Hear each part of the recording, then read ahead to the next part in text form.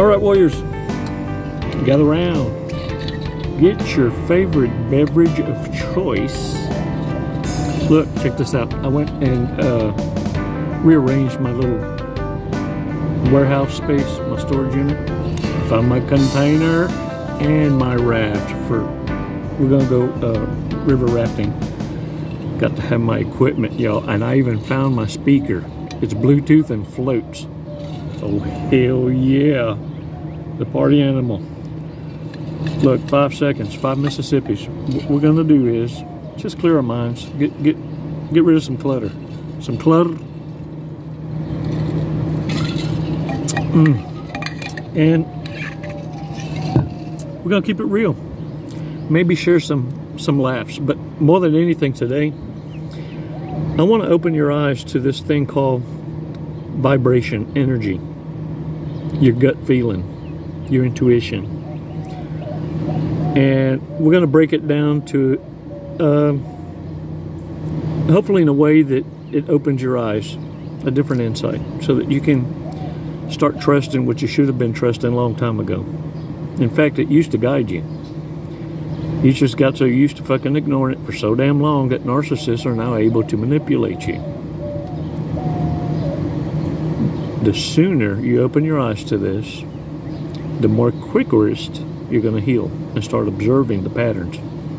5 seconds, let's do this. Come on. Release slowly. All right, shake that shit off. Y'all be sure and subscriptious now. Subscriptious. Come on now. That's the least you can do. Look, I'm helping you become less delicious to narcissists. You know this is priceless. Come on. Come on. And then don't forget, hit that little thingy on the side. Notifications. It's a notifications bell. Come on now. Now, on a serious note, stop ignoring energy. Don't allow the fluff and how narcissists have been able to dilute it and it become a buzzword. So much so that now when you hear it, you learn to ignore it. You shut it out. It's part of the deceit. This is what I want you to understand what vibing is. And it's very dangerous to ignore, as you can see. You done got your ass handed to you. Some of you repeatedly. Repeatedly. Is that a word? Repeatedly. You know, one back after another. you get chunked by one, you go grab one, you dump it, and then you get chunked by another. You know what I'm saying? After a while, it's like you're picking up one narcissist by the ankle to shake off 3. You beat them off, and then you let go of this one, and it wants to jump back in. You just can't shake them off. Warriors, check this out. Narcissists have a disorder. They don't have that energy. They mimic yours. It's the only way they could have came in close. And if you're ignoring energy, check this out. I'm fixing to blow your damn mind in 5, 4, 3, 2, 1. For those of you who have been around animals and your mind and your state of being was suffering any kind of anxiety, hurt, or mourning, how fast did those animals come hauling ass to give you comfort? I'm waiting. For you hunters out there,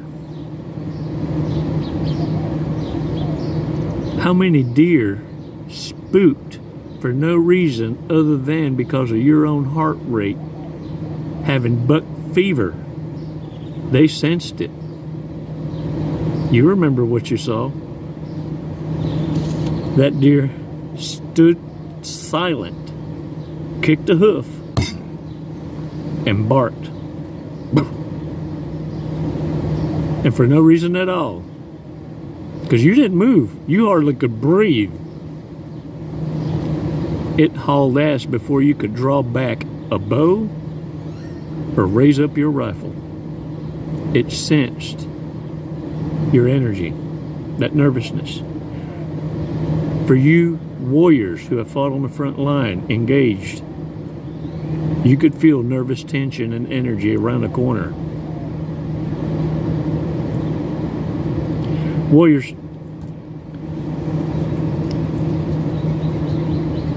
if it doesn't feel right, then understand it's not right. This is the edge you have over narcissists. See, they always say all the time, if it sounds too good to be true, it must be. Because that's all they can go by. Someone stating that. Someone selling you a pitch. See, you can feel it, the danger, stranger danger, the alarm bells going off before the pitch is given. This is why you have the edge. It's why you get to not rewrite the playbook, but you get to renegotiate the rules. Soon you're going to realize to trust what you believe when you feel all alone in a crowded room that you are. Y'all remember the Little Rascals? A long time ago, it was a movie, not a movie, it was a kind of a deal for kids. The Little Rascals, Three Stooges. In those groups you always had, even just in childhood friends growing up in the neighborhood. You had the Okie Dokie. Mikey would try it. You always had that in the group. I participated in the Okie Doke once. Now calm down, calm down. Let me share this story with you. The Walk of Shame, Chico's Walk of Shame. I drove to surf a hurricane, and once we got to that coast, I met up with an acquaintance's son that happened to be out there. I had access to a longboard that I had stored at another acquaintance's house, but he wasn't available. He couldn't be found, and to be honest with you, no one had any business surfing the longboard on a hurricane day. So I knew but I wanted to go and check it out. Right before then, I passed near a shop, a surf shop. I won't say their name because I don't know if they want to be affiliated with me, but it rhymes with Wind and Wave Surf Shop. Anyway, stop by there, check this out. I buy a gun. It's a long gun, it's a 7-foot gun. It's a surf, look, it sounds cool when we say that, gun. It's a gun. It's a surfboard, it's a design. I end up buying that, leash, board, the whole get up, even a bag. In my plight, I realized I need some chanclas. I said, man, while I'm here, I'm gonna get some chanclas. Bought my buddy's son some chanclas. I said, fucking hey, we're set up, here we go. We get out there and we get to the jetty. These waves are coming in, man. These stones are huge, but probably wouldn't make a pimple on a stone ass of the ones the size in Egypt. But these things are getting hit, pummeled by these waves crashing in now.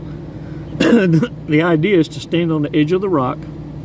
As a wave comes in, it comes level with the rock about every third wave or so. And you grab your surfboard and you just kind of lean into it and go off the backside of the wave and paddle like your life depended on it. Because if you don't, it's going to suck you back toward the rocks. These guys are cat clawing it and they're making it, everyone's standing in procession, right? I said, you know what, I have an idea. Before we unload the surfboards, let's walk it out. Let's go and check it out instead of just looking at it from here with binoculars. I said, man, that's a good idea. We get out there and we start walking that channel, and we're walking on the rocks after a while because you run out of concrete as a pad, and you just got a certain amount of railing. They're right at the edge where the railing ends. And I'm going, well, we're here for sure, and you're getting sprayed good. Right about then, I turn around to look at the fellow that went out with me on this jetty, right? And I'm looking dead at him, and the rail is now with my back toward the waves crashing. And all of a sudden, I see his eyes get this big, looking dead at me. No words coming out. His eyes this big. And he grabs onto the rail like this, and he turns his arm up over the rail like that, and cinches himself to it, looking straight up. That's what it looks like. And I'm going, the hell? Right then, it starts getting shady. This wave, a rogue wave, is coming up over our heads. And that's when my senses came in. I wrapped my arm and one leg around the rail and this arm. No sooner had I done that, I'm looking through water. It's crashing. It clips my leg, my right leg, and it's just fumbling. It looks like bait, just dangling in a river. It snatched my new chancla. I even crimped my toes like this to grab hold of it. You know what I'm saying? But when you got a split toe, it's really just one, but you're crinkling your toes as hard as you can. I couldn't get a grip of her. I lost my new chancla. The wave crashes. It seemed like this went on for a half hour, but it really didn't. It was a flash. And it's a good thing, because I didn't really take time to go like my buddy did. See, he had sense enough already, because he was seeing it happen. It was behind me, so I didn't really get a good to hold my breath. Well, after all that happened, I looked at my buddy and I said, man, I said, are you hungry? He said, man, I'm starving. I said, well, why don't we go and grab a bite and come back and check things out later? He said, that sounds like a good idea. And that was my walk of shame, because it was about 20 of us all of a sudden had a different idea than to paddle out. Warriors, it's very humiliating at times to understand when you've been outpowered. Our rule is, if you can't paddle out, you got no business going out. Others push the envelope. See, they'll have jet skiers pull them out. Testing their thresholds. Pushing that envelope. Warriors, understand the energy, the vibe. Trust your gut. Because let me tell you what happened shortly thereafter. About 30 minutes later, we're at a restaurant, and the phone's ringing off the wall. My phone and my buddy's phone. He finally answers, because we were in the middle of our meal. He thought it'd be rude just to pick up the phone and answer, until he realized it was his mom, wanting to know if he was okay. And he was letting her know, comforting her, letting her know he's okay. He's with Chico, and we're at so-and-so restaurant actually eating. And she was just totally relieved. It so happened, not 30 minutes after we left, a young boy was thrown up and over that crest and slung into the very railing we were hanging on to just 30 minutes later.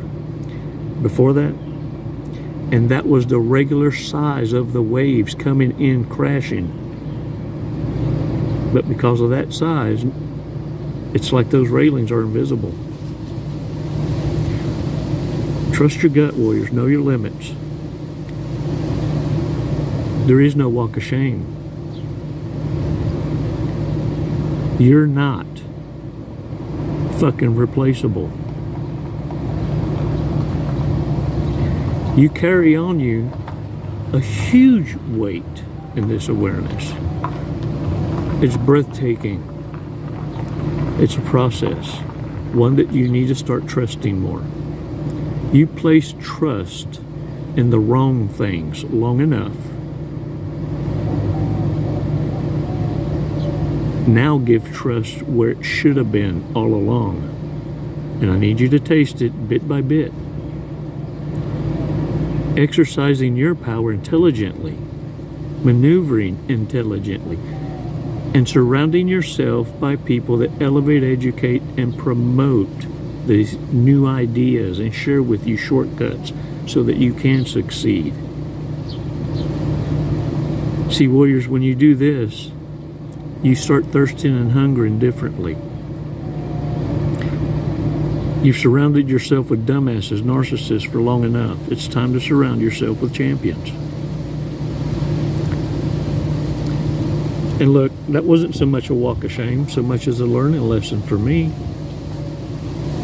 Reminding me with a bitch slap unlike no other by Mother Nature herself and a chancla. To go, hey, hold up. Now I pay attention to the 5 Mississippis.